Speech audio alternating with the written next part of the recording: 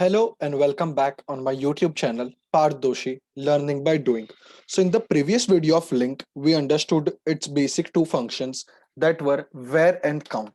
Now in this video, we are going to understand the other three functions of a link query, which are sum, max, and min. We are going to see how we can use them, how we can also not only use this function, but we can give conditions to them as well using our where function. So we are going to use a combination of where sum, where mix, where min. Now, in this initial videos, I'm just trying to cover the functions that we have, and then later we'll see how we can use it in a proper project and update the values in the data table and all that as well. So first we understand the basics of all the functions that we have as a data table link operation, and then we'll move ahead to the advanced topics. So now this is again the same Excel file that we had in our previous episode 1 video, but here there's an additional column that is amount. Now what we are going to do is we are going to do some operations, max and mean operations, and we are going to see that. So let's get started with it. Now I have already written some queries and built the workflow, so I'll again explain each of them in detail. Now first we obviously need the Excel application scope to read our data into the data table. Once we have done that, what we are going to see, the first query is going to be the sum one. So as we know that to do the link operation, we need dt data dot as enumerable again. So as enumerable is basically used to, you know, indicate that we have to perform the conditions or the operations which are thereafter as enumerable on our dt data. So it keeps them both of them separate, and we get to perform that particular operation. So dot, you see there are multiple functions, but in this case we are going to use sum. Now if you see, what do we have to specify? Sources I enumerable, selectors function and all that. So sum, then function of, if you see here it is written in bracket of data row, so we are going to give that. So function function row. Now this basically, now the loop that we use in while performing the normal operations using for each row, is this the task that is being done over here. Now I know my amount is going to be a number, so it may happen that this particular column is not number, so I'm converting it here. In this case it is number, but it not might not be. So you have to type c int, in bracket you have to pass row dot item of. So this is, if you have worked with data table and Excel operations using for each row, this is the exact same syntax that we write over there. So it is that much and to string. So you have to just simply use this sum function, define the function of your row. Now these variables can be different as well.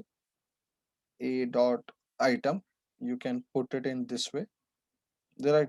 And then I'm converting it to toString. So this is the first query that we have written to get the sum. Now what it is going to do is it is going to take all the values that are there in this amount column, and it is going to it is going to return the sum. Okay, I'll comment the rest queries, and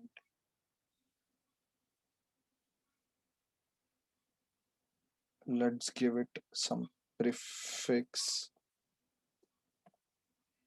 sum of all rows in amount column.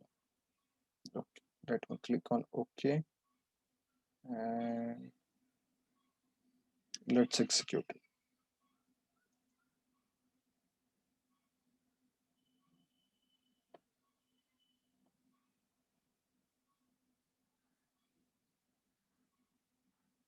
Okay, so we have the sum of the all the rows that are there in the amount column.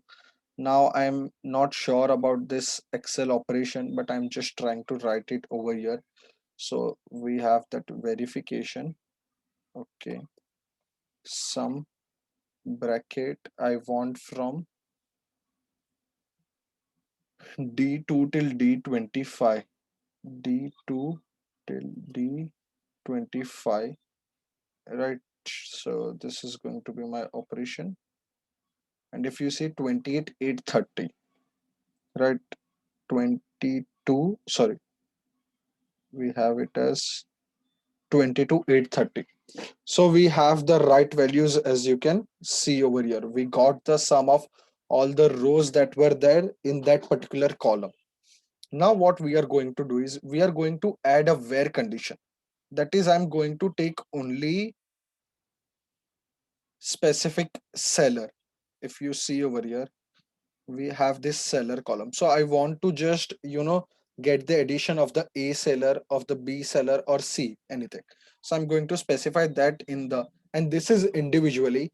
Now I know while you are watching this particular video, you might have a question that what if I want to just group by with all the distinct sellers and get the sum? So that will be in the upcoming video since it is an advanced concept. So before that, I want you to understand this particular query, and surely there will be a video on that as well, where we'll be using the group by function. So now let's see what is the query over here. So if you see, the query looks very much similar, only there is one minor difference over here. Or you can say the change which is there is this particular where condition. So after as enumerable, instead of directly adding the sum condition, what are we doing is we are adding the where condition. Now there I converted into integer. Here I'm converting it to string. Row dot item of seller equals A. So now what it is going to return to me is wherever the seller is equal A, it is going to take that particular amount and it is going to return to me the total amount. Let's add a prefix over here. So this is quite simple. Just we have to carefully add the where condition, which we have also seen in the previous video. Sum of seller A, and let's get the value. Okay, say and run. So we have 12, 420. That is the sum of seller A. So if you see, it was very simple to add the where condition and we could get it by a particular seller. Let us change this to B and I'll update it over here. And let's execute. We have 5050. So this is how you can get the sum with and without condition. Now we are going to see max and mean operations, which we'll see both together. And okay, copy.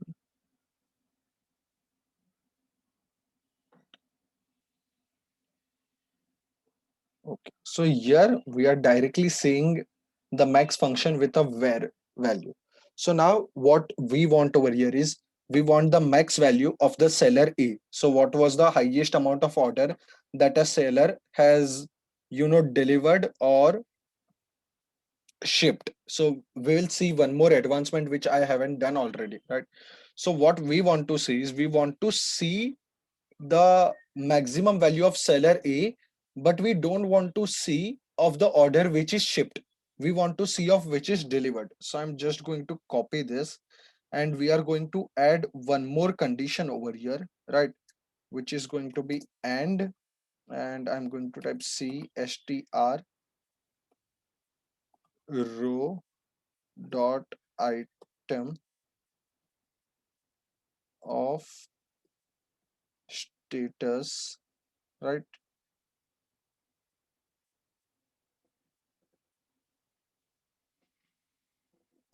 Dot equals delivered, right? So what I'm doing is I'm taking off seller A, but I'm not taking off shift one because the order is not yet, delivered. So it might get cancelled in future. So I only want the ones where it is delivered. So I want the maximum value of seller A and the order which is delivered. So let me just execute it and we'll see the maximum value from here. So the value is 9,000. Let's see over here. if the value 9,000, if we see over here a 9,000 and it is delivered, if we see over here it is shipped, here it is delivered but the value is less, again delivered value is less, again delivered value is less. So this is how we can add multiple where conditions and we can get the maximum value. Now let's see the main function. It is quite similar. So if I see over here, I want the seller a, again the seller a value and the amount which is the mean.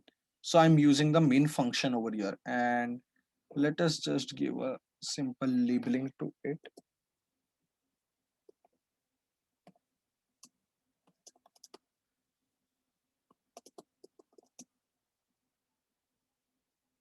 And save and execute. So I think it is 400, I suppose. Yeah.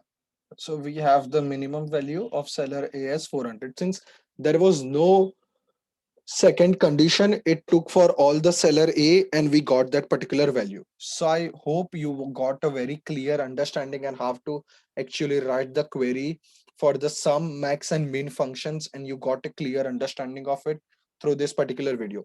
If you like the video, then do like the video and share it with your friends so that they can learn as well. Thank you so much for watching the complete video and see you in the next video.